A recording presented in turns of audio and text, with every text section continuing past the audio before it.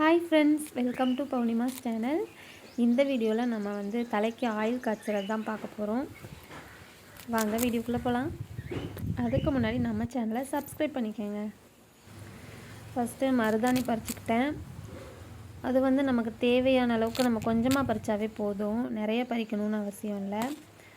அடுத்து பார்த்தோன்னா கொய்யா இலை ரொம்ப பறிக்கணும்னு இல்லை, ஒரு 4-5 பறித்தா போதும். ஏன்னா நம்ம காய்ச்சறது 1/2 லிட்டர் தான் நான் காய்ச்ச போகிறேன்.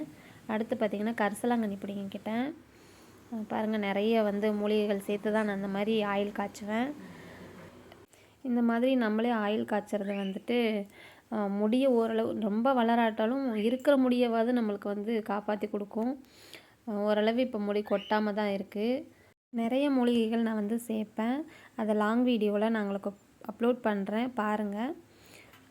ஃபஸ்ட்டு எண்ணெயை ஊற்றிட்டு நம்ம கொஞ்சம் வெயிட் பண்ணணும். அந்த பபிள்ஸ் எல்லாம் வந்ததுக்கப்புறம் தான் எல்லா மூலிகைகளும் நம்ம போடணும்.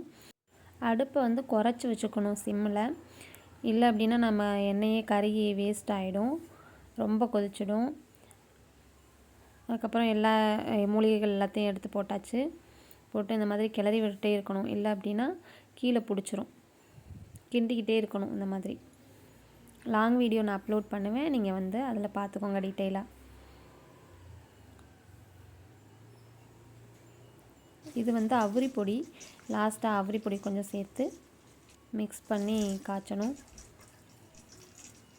ஃபஸ்ட்டு நம்ம காய்ச்சும் போது அதோட இலையெல்லாம் சாரெல்லாம் விட்டு எப்படி இருக்கும் அப்படின்னா க்ரீன் கலரில் தான் இருக்கும். அதுக்கப்புறமா பிளாக் கலரில் மாறிடும்.